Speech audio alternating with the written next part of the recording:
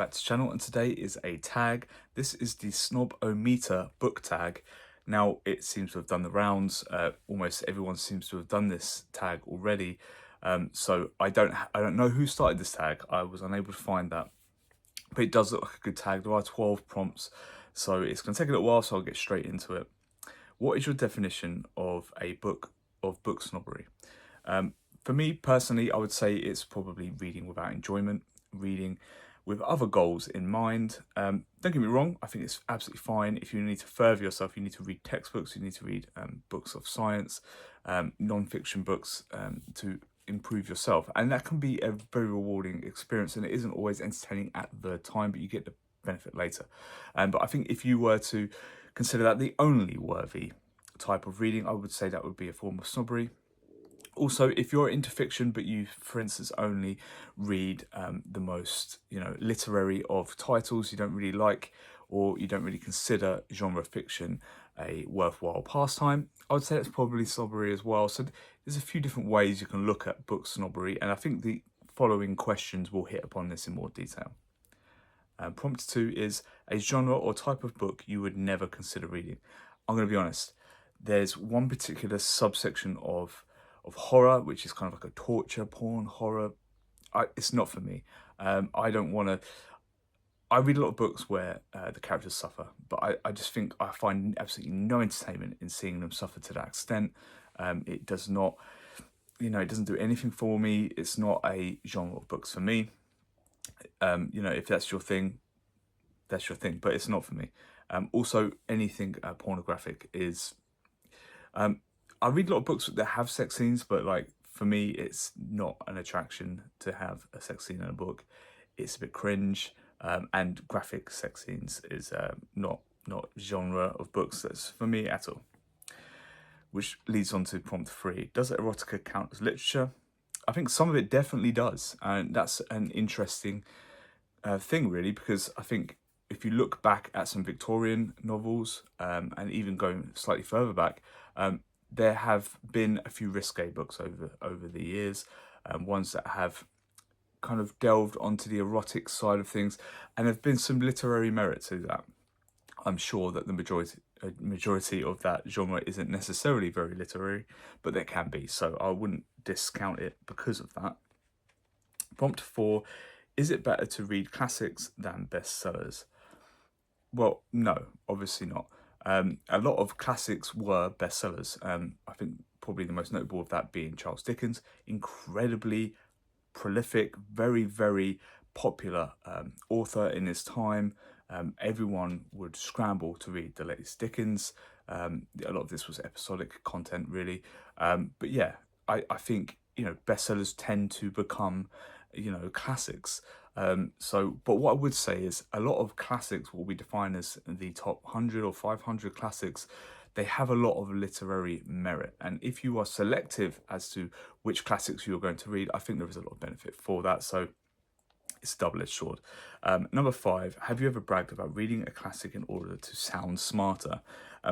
Not to sound smarter, but I do remember one time I was on my lunch break and someone asked me what I was reading. And I was actually quite, I was puffing my chest up. I was like, actually, I'm reading the Iliad by Homer. And I did remember feeling different about saying that than what I would usually say, oh, this crime thriller, this SFF genre fiction book. Because, it's a title that people know. It's, when you say it, someone might actually recognise what you're talking about. And it is a different feeling for sure. Prompt number 6. Do audiobooks, comics, and graphic novels count as reading? I think, and this is my opinion, audiobooks, comics, graphic novels are totally legitimate ways to consume a story. I don't think, you're necessarily losing that much by consuming them in this way. Now, are they technically reading? They are to different extents. Then it's not the same thing. People that say it's the same experience to have an audiobook or graphic novel or a pure prose novel, these aren't the same thing. And to say they are would just be disingenuous. But are they perfectly legitimate ways to consume story? 100%. 100%. It doesn't really matter how you consume the stories. It's personal preference at the end of the day.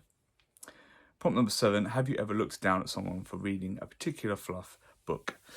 an example being a celebrity biography. I would say no, not really. It doesn't really bother me what you read, but I may raise an eyebrow as to what celebrity bio you're reading, because that might say something about you. Yeah, it's interesting, isn't it, to see what celebrities people read up on. I can imagine, I know some people that are very much into reading the celebrity bios of top musicians, and other people that are into, like actors and things like that, people that are into politicians, or that, they want to read the presidents. It's all very interesting stuff, and it's interesting to see which people read which bios. But yeah, there's nothing wrong with celebrity bios, not as far as I'm concerned. Problem number 8, have you ever been the recipient of someone else's snobbery? Sure. I wouldn't say like overtly someone has gone out of their way, but some people, they just do not consider you reading any kind of fiction as proper reading. Some people just think, if you're not learning something, what's the point? So yeah, I think that's definitely a real thing. Point number 9, would you ever be friends with a snob? Of course. It doesn't bother me what people read or what they think of my reading. In fact, I would say, if you're not friends with these people, how are they ever going to be positively influenced? Yeah, don't cut people out of your lives because they like something in a different way to you. It's just weird. Point number 10, are people that don't read less sophisticated? Definitely not. I would say that most people probably read more than they think they do, whether that is reading up news in a newspaper or on a website. I think there's a lot more reading going on than people realise. And I don't think you necessarily need to be reading, the classic fiction or, non-fiction books of science to be more sophisticated reader. No, just read. Doesn't matter how, just read. Number 11 is measure yourself. Based on your 10 questions, do I qualify as a book snob? There's definitely an undercurrent there. I believe being selective about your reading is beneficial. I believe that reading generally is beneficial. It doesn't really matter where you find that reading to me, but I'd probably give myself a 4 out of 10 for that. There's definitely, I would definitely make recommendations. So, I have a bias.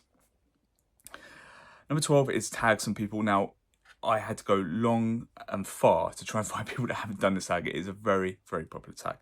I don't believe that Duncan from Bath Books has done it, so you're tagged. Aaron from Aaron Read a Book has done it, so you're tagged. Michael Romeo from Michael Romeo Talks Books, don't believe he's done it. And Triumphal Reads as well. I don't believe any of you have done it, but if you have, apologies, but you are all tagged. So therefore, the Booktube gods have decided you must do this tag. And I'll catch you next video.